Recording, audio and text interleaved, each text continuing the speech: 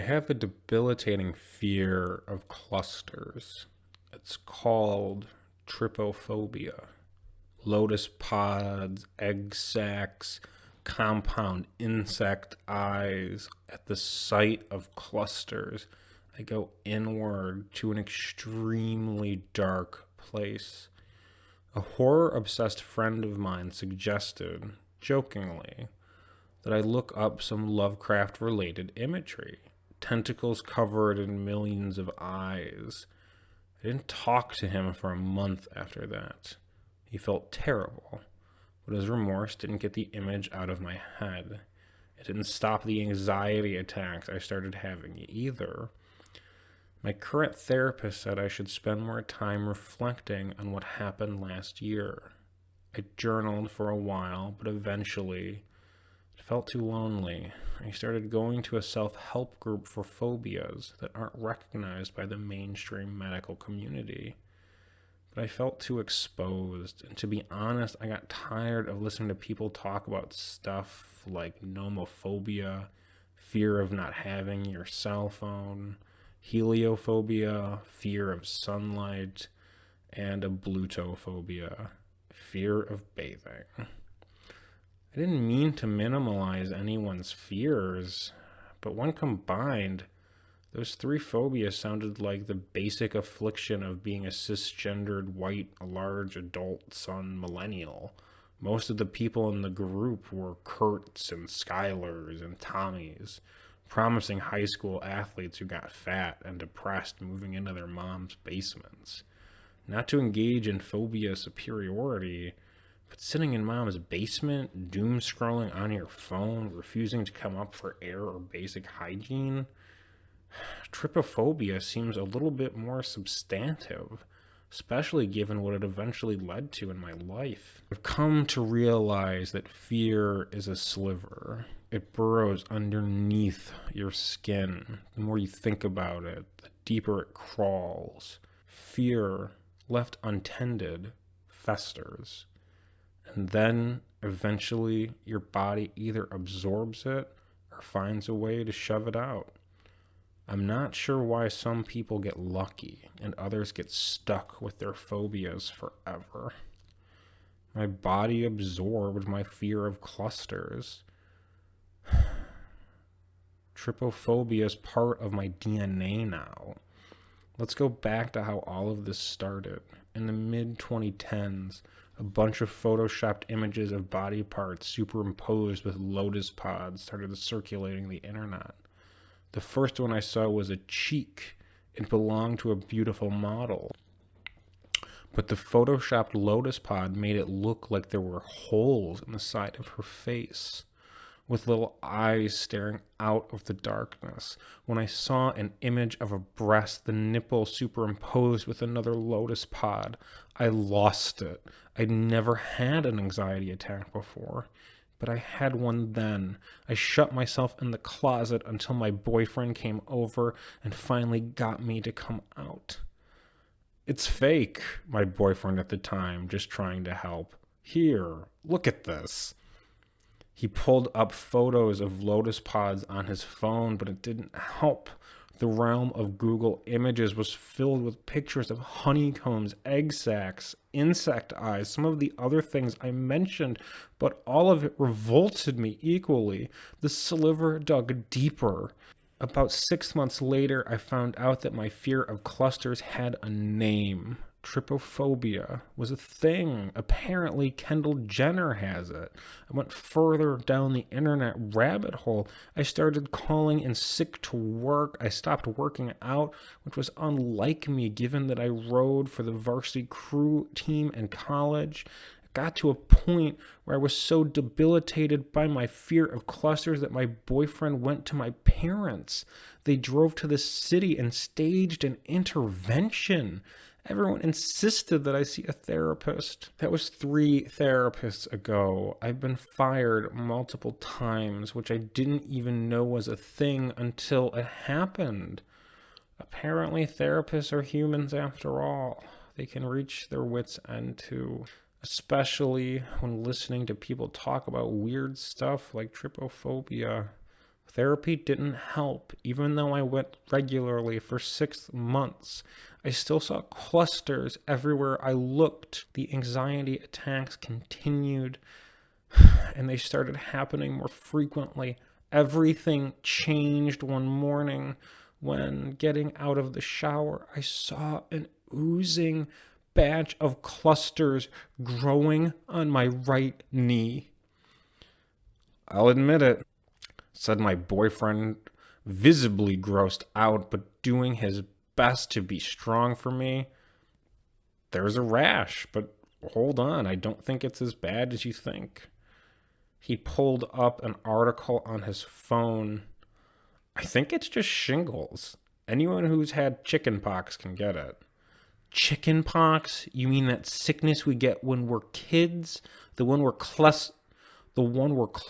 of red bumps break out all over your body?" "It's caused by stress," he said. "We both know how stressed you've been." There was a long pause, me staring at the batch of eggs or eyes or bumps or whatever they were that had bubbled up on the skin around my right kneecap. Sure, shingles. Call it whatever you want. I couldn't help feeling that the rash was staring up at me.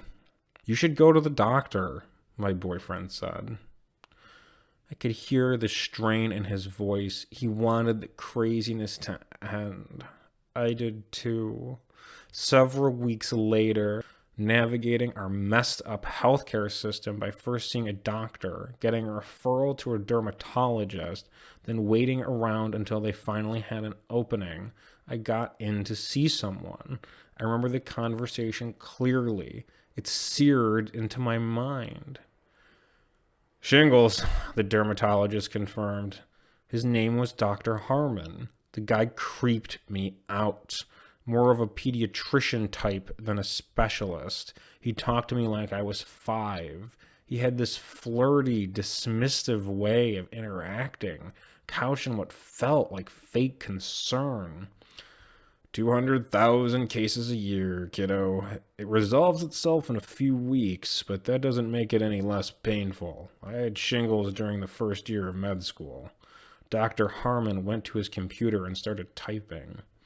"I'm going to prescribe a capsaicin patch," he said. "You can get the cream over the counter, but the prescription strength patch is very effective. Just leave it on until I see you again and you'll be right as rain. We'll take a look in 3 weeks. My nurse will schedule a follow-up." He winked at me. I imagined him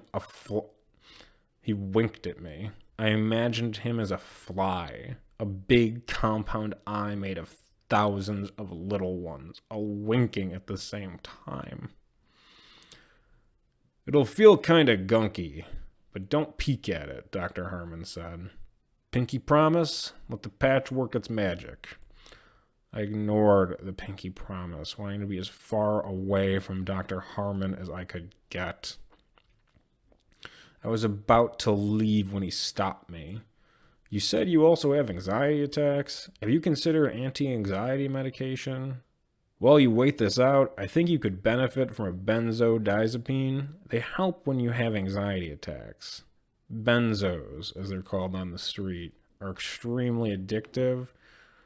There can be side effects too, but I would write a short-term prescription if you're interested, just until our follow-up. We'd start with a low dose, then gradually introduce more meds if it's proving to be effective. I walked out of Dr. Harmon's office with the prescription for the capsaicin patch and another one for a 3-week supply of Klonopin. When I told my parents about the pills, they were worried at first. I had a distant cousin who had gotten addicted to this stuff. I gave my parents permission to call Dr. Harmon. He assured them that it was short-term, 3 weeks, just until the shingles cleared up, and we had our follow-up appointment. I'd never had an addictive personality, so we all agreed it was the best way forward. True to my word, I didn't lift up the patch. I didn't take a peek, as Dr. Harmon put it. The Klonopin helped too. I can't deny that I felt a magnetic pull at times to look up pictures of clusters, but then I'd take an extra Klonopin and stop myself. The benzos really leveled me out, which both my boyfriend and I were grateful for.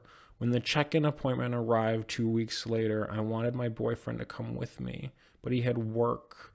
I went to Dr. Harmon's office alone. He lifted the patch. "Now, isn't this funny?" he said. He patted my shoulder. I shuddered. Goosebumps. More clusters. "This happens," he said. "The treatment doesn't work overnight." The shingles had gotten worse. They weren't shingles anymore. My right knee was covered in tiny holes. It looked almost like it had been photoshopped with a lotus pod. Dr. Harmon called his nurse, who did her best to calm me down, averting her stare from my knee as she rubbed my back. "I want you to see a specialist," Dr. Harmon said. "He's extremely talented. There's a psychosomatic element to this. I can't help with that part." He prescribed extra strength capsaicin cream. I refused to put on another patch and up my dose of Klonopin. That night at home, my boyfriend broke up with me, or at least he put our relationship on pause. "I can't do this anymore," he said. "I'm so sorry about what's happening, but this is too much. It's interfering with my work. It's interfering with my happiness. I want to be there for you, but I have to take care of myself." Despite my pleas to be given a second chance, he left, promising to revisit things once I got the phobia and disgusting skin condition under control. My parents offered to come up and see me. They sort of insisted, but I said no. I needed to deal with this on my own. The specialist recommended by Dr. Harmon came to my apartment for a house call. He was friendly, calming. Unlike Dr. Harmon, he put me at ease. He was middle-aged, maybe 45 or 50, and extremely handsome, due in part to his personality. He reminded me of an older, better-looking Seth Rogen. A bit chubby, curly hair, darker features than Seth Rogen, darker hair, too. But he was the kind of person who puts you at ease as soon as they walked into the room. His name was Dr. Miller, Craig Miller. He carried a black briefcase in which was full of his medical tools. He carried a black briefcase in which was full of his medical tools. "I like doing house calls," he said. "This is not the kind of thing you should be coming into a stuffy clinic for. I'm an osteopath. I used to work the same dermatology clinic as Dr. Harmon, but I eventually decided the corporate lifestyle wasn't for me." Dr. Miller showed me his medical license, even though I didn't ask to see it. Then he started examining my knee. "I am so sorry," he said. "That looks incredibly painful." He poked around a bit with a set of tweezers, gently, but it still hurt like hell. "I hear you have trypophobia as well?" Dr. Miller was the first person to acknowledge that it was a real thing. Dr. Harmon hadn't, my therapist didn't, and neither did my boyfriend or my parents. "Yes," I said. "It's awful."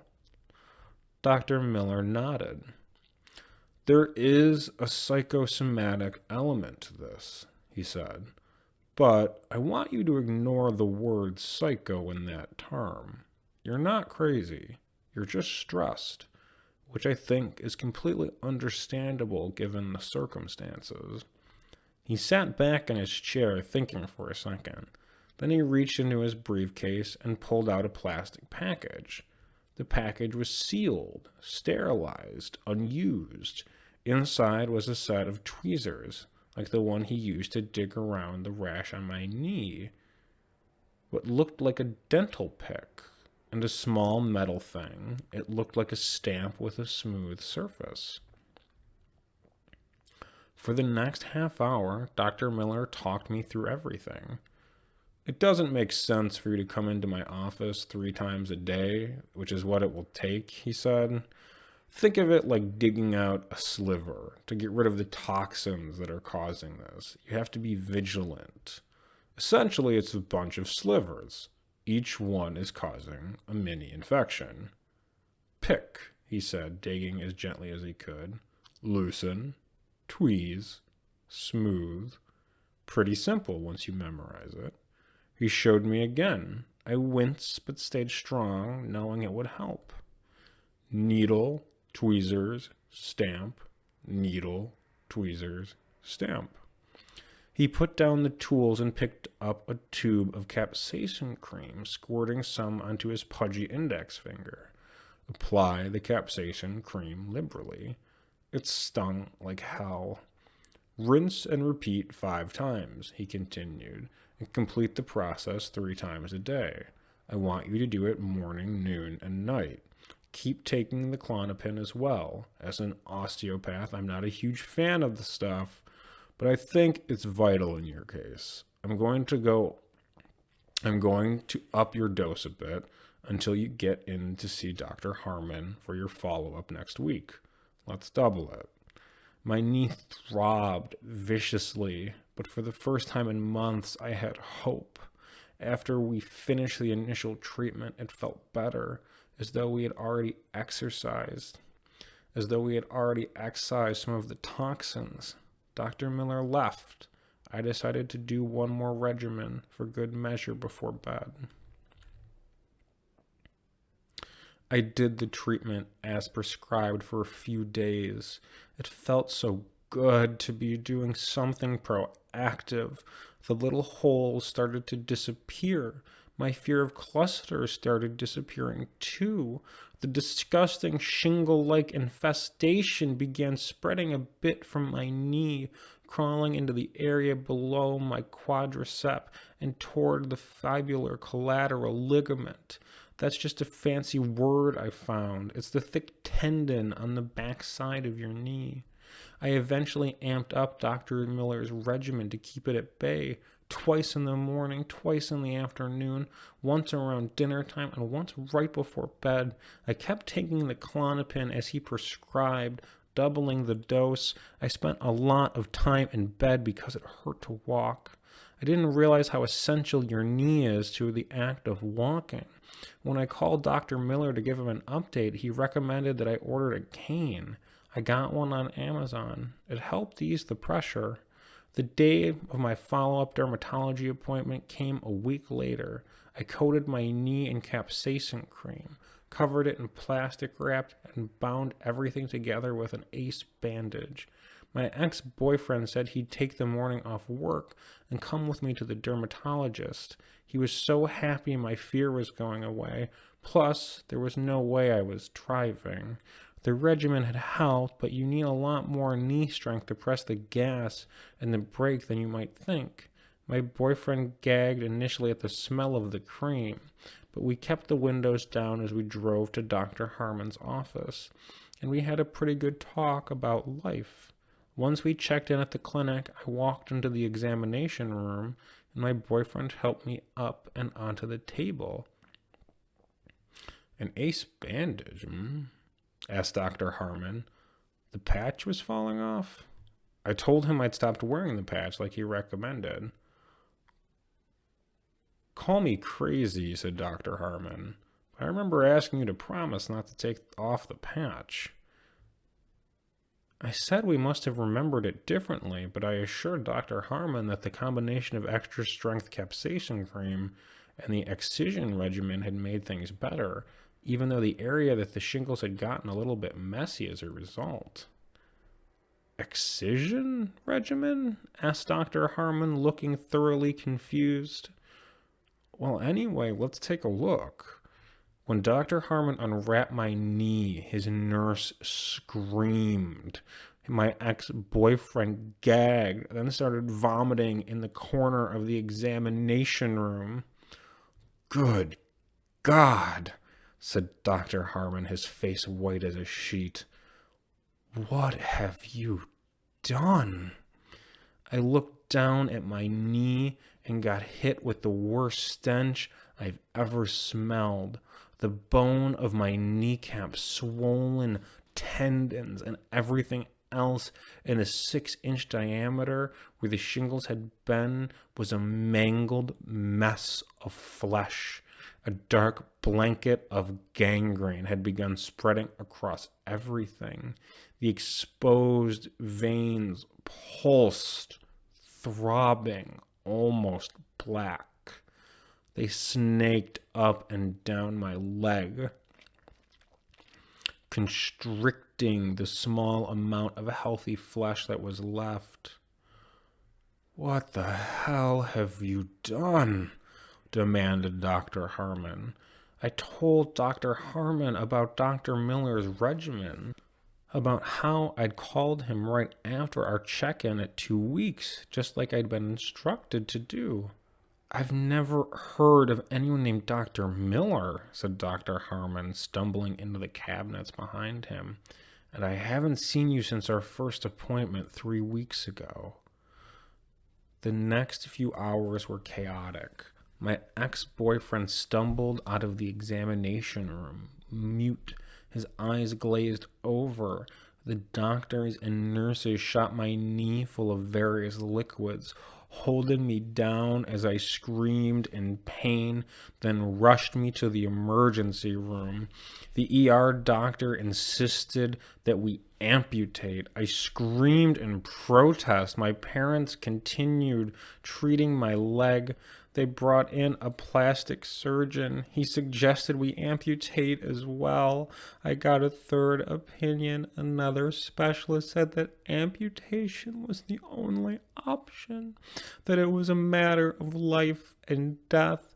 I was still screaming when they covered my nose and mouth in plastic mask and the anesthesia kicked in. I woke up hours later with a tingling sensation in my right leg, but when I looked down, I saw that it was gone. All that remained was a stump that extended 6 inches below my pelvis. Blood had already leaked through the bandage. The hardest part about all of this is the distance I feel from the rest of humankind nowadays. The support groups helped for a bit. I even made a few friends who I keep in touch with. But in college, I'd been an athlete. I'd always been active. Those days were gone. My existence had become sedentary within a few short weeks. My parents paid for the most expensive advanced prosthetic possible. It sort of feels like I'm walking, even though 75% of my right leg has been cut off. Since starting PT, I've graduated from a walker to a cane. The doctors have mixed opinion about when I'll be able to walk again on my own without assistance. For months, I insisted there had been a man named Dr. Craig Miller. I insisted that I'd come through Dr. Harmon's office at 2 weeks for a scheduled check-in, that Dr. Harmon had been the one to recommend seeing Dr. Miller. He vehemently denied it. We all thought there'd be a malpractice suit for a month or so, but there just wasn't enough evidence. My word against his.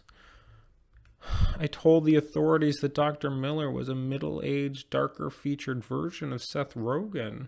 There was no record of any doctor named Craig Miller in the state. There was a doctor named Craig Miller on the East Coast, but he was a geriatrician. There were a dozen others as well, but none were osteopath dermatologists who did house calls. None that recommended treatment regimens like the one I'd done. Dr. Harmon also insisted that I'd abused the Klonopin and that he'd given me precise instructions about the amount to take, that he told me there can be adverse side effects if it's abused. The capsaicin cream rubbed into the raw wound had caused the infection that made me lose my leg. A psychiatrist I was assigned to see was furious that I had been prescribed Klonopin. They confirmed it had caused severe psychotic episodes. exacerbated by my underlying fear of clusters. Dr. Harmon got a slap on the wrist and went back to his dermatology practice. I still have a fear of clusters. Trypophobia is part of my DNA, but with a lot of help from my therapist and my parents, it's gotten better. Better doesn't mean my leg grew back, but at least I'm not paralyzed by anxiety anymore. I even started dating someone I met in the physical therapy clinic. He has a prosthetic leg as well. It makes our relationship more comfortable. We understand each other. We move at roughly the same speed, but my life is changed forever. Trypophobia still isn't recognized as a mental disorder by the mainstream medical community. It's an aversion, something Kendall Jenner complained about one time on a talk show. Most people write me off as a crazy person. The internet has been vicious, but Dr. Craig Miller, that phantom figment of my imagination, he seemed so real. I've started to forgive myself, but it's taken a lot of hard work. I appreciate being able to tell my story here. Maybe if enough people come forward, my mental disorder will be formally recognized. No amount of topical cream and anti-anxiety meds can rid me of my fear of clusters. Once upon a time, it was a sliver. Now it's part of my physiology.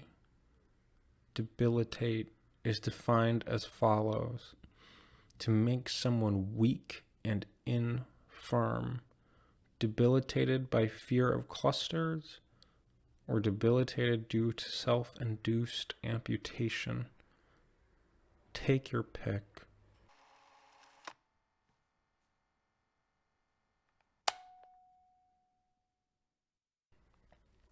This story was written by the always wonderful Cal Ness. If you'd like to see more of his gruesome stories, check them out at Our West Coast Dairy. A link for both his subreddit and the story will be found there.